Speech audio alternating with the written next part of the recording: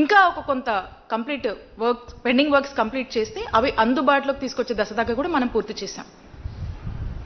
ఇంకా ఒక 7 మనం ఉంటే ఈ సంవత్సరం ప్రారంభించేలా కూడా యాక్షన్ ప్లాన్ చేసుకున్నాం. మరి ఈ రోజున అన్నిటినీ కూడా చంపేస్తూ చంద్రబాబు నాయుడు గారు తీసుకున్నటువంటి నిర్ణయాన్ని వైఎస్ఆర్ కాంగ్రెస్ పార్టీ వ్యతిరేకిస్తుంది.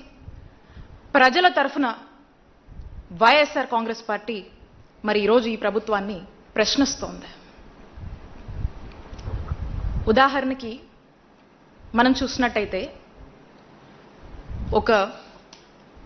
మనము ఒక గవర్నమెంట్ మెడికల్ కాలేజ్లో మనకు అఫిలియేట్ అయినటువంటి బోధన హాస్పిటల్ ఏదైతే ఉంటుందో ఆ గవర్నమెంట్ బోధన హాస్పిటల్కి ఒక రోగి, ఒక పేదవాడు ఆ హాస్పిటల్కి వస్తే అక్కడ మన జగనన్న హయాంలో చూస్తే అక్కడ ఆ రోగికి వచ్చినటువంటి ఆ పేదవాడికి ఓపీ ఫ్రీ, ఆ తర్వాత డాక్టర్ కన్సల్టేషన్ ఉంటుంది, అది ఫ్రీ. ఆ డాక్టర్ కన్సల్టేషన్ తర్వాత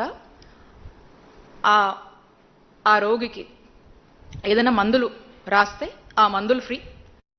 లేదు ఏదన్నా టెస్టులు చేసుకోమని అతనికి ఉన్నటువంటి పరిస్థితి వల్ల ఓ సిటీ స్కానో, ఓ ఎంఆర్ఓయో, ఒక ఎక్స్రేయో లేదా ఏదైనా బ్లడ్ టెస్టులు ఏదైనా చేసుకోమంటే అవి ఫ్రీ. ఆ టెస్టుల తర్వాత ఆ రిపోర్ట్ తీసుకుని మళ్ళీ రీకన్సల్టేషన్కి వెళ్తే ఆ రీకన్సల్టేషన్ ఫ్రీ. లేదు మందులు వేసుకుంటే సరిపోతుంది, లేదంటే ఏదైనా సర్జరీ చేయాలో లేదా ఆపరేషన్ చేయాలో ఏదైనా థెరపీ చేయాలో ఏదైనా చెప్పినా ప్రతి అక్కడున్నటువంటి ఏ ట్రీట్మెంట్ ఆ డాక్టర్ సజెస్ట్ చేసినా కూడా అది ఫ్రీయే.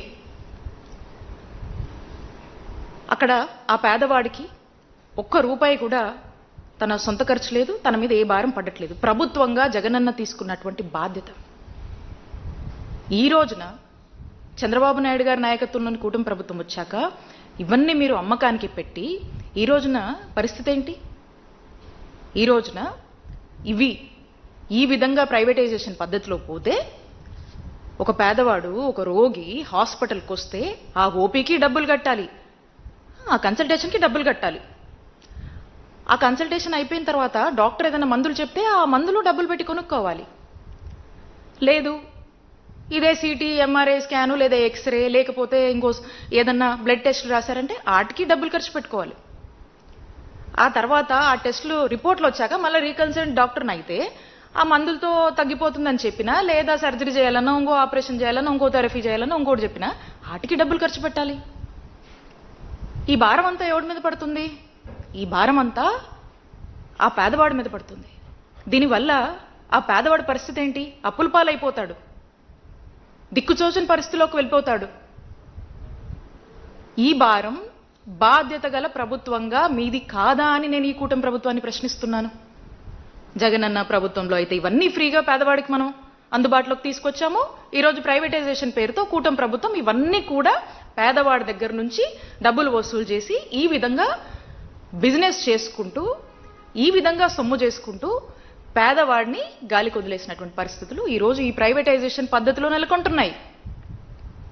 ఇది ఇంకా పెరిగిపోతుంది.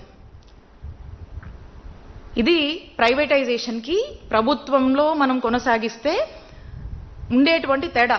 ఇది మా జగనన్న హయానికి మీ ప్రైవేటైజేషన్ పద్ధతిలో మీరు నడిపించాలనుకుంటున్నటువంటి విధానానికి ఉండేటువంటి తేడా అని చెప్పి మీకు స్పష్టం చేస్తా ఉన్నాను. ఇదే కాదు, మీరు చూస్తే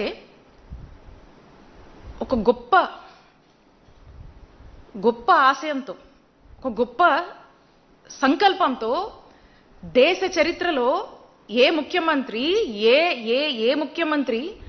ఏ రాజకీయ పార్టీలు ఎవ్వరూ చేయనటువంటి సాహసం, అలాంటి ఒక చరిత్ర క్రియేట్ చేస్తూ జగన్మోహన్ రెడ్డి గారు తన 5 ఏళ్ల పాలనలో 17 గవర్నమెంట్ కొత్త మెడికల్ కాలేజ్ని తీసుకురావాలని ఆలోచన చేసి దాని తగ్గట్టుగా అడుగులు వేసి మరి కాలేజీలు ప్రారంభించి ఈ విధమైనటువంటి అడుగులు వేసి నిరూపించారు. దీన్ని ఏ విధంగా నిర్వీర్యం కరుస్తున్నారో చూస్తా ఉన్నాం. మనము ఈ మెడికల్ కాలేజ్, ఈ కొత్త మెడికల్ కాలేజ్లో ఎవరైతే వైద్య విద్య అభ్యసించాలనుకుంటున్నటువంటి విద్యార్థులు ఉంటారో వీళ్ళకి సంబంధించి మనము మన ప్రభుత్వ రంగంలో తీసుకొచ్చినటువంటి గవర్నమెంట్ మెడికల్ కాలేజ్కి సంబంధించి ఒక సగం ఫ్రీ సీట్స్, ఇంకొక సగానికి మనం కొంత ఫీజు పెట్టాం, ఓ ఫీ స్ట్రక్చర్ పెట్టాం.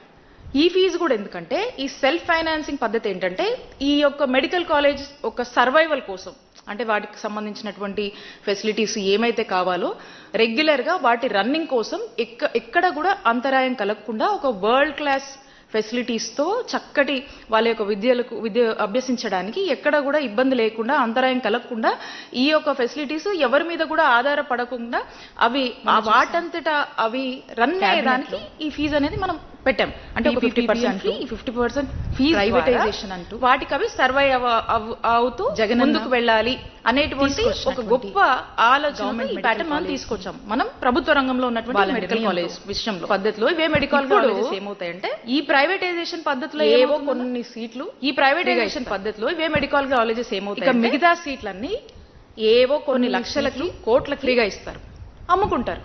ఇక మిగతా సీట్ల పేద విద్యార్థి మన కొన్ని లక్షలకి వైద్య విద్య అభ్యసించాలంటే అంటే కోట్ల రూపాయలు ఎక్కడ తీసుకున్నారు, ఈ భారం ఎవరి మీద పడుతుంది? వైద్య విద్య అభ్యసించాలంటే ఇక ఈ విద్య అభ్యసించాలంటే కోట్ల రూపాయలు పేద విద్యార్థుల భారం ఎవరి మీద పడుతుంది? ఎవరు బాధ్యత తీసుకుంటారు?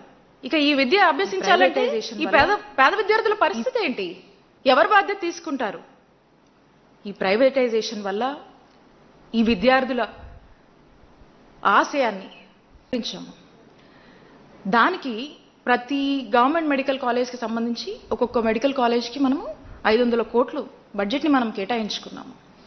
ఇంత కేటాయించి ఆల్రెడీ ఈ ల్యాండ్ కొంత ప్రభుత్వ ల్యాండ్, కొంత మనము అక్వైర్ చేసినటువంటి ల్యాండ్ పెద్ద ఎత్తున ఖర్చు చేసి ఈ ల్యాండ్ మనం లే చేసినటువంటి ఇన్ఫ్రాస్ట్రక్చర్ ఫెసిలిటీస్, మనం చేసినటువంటి రిక్రూట్మెంట్స్ ఇవన్నీ ఇలా ఉండగా దీన్నంతా కూడా చాలా చవక్కి ఈ ప్రైవేట్ వాళ్లకు అమ్ముకుంటూ ఒక వ్యాపారం చేస్తూ ఒక స్కామ్కి తెరలేపారు ఈ కూటమి ప్రభుత్వం. ఖచ్చితంగా ఇది స్కామే. ఇన్ని ఫెసిలిటీస్ మనం క్రియేట్ చేశాక ఏం అవసరం వచ్చింది ఈరోజు మనం ప్రైవేట్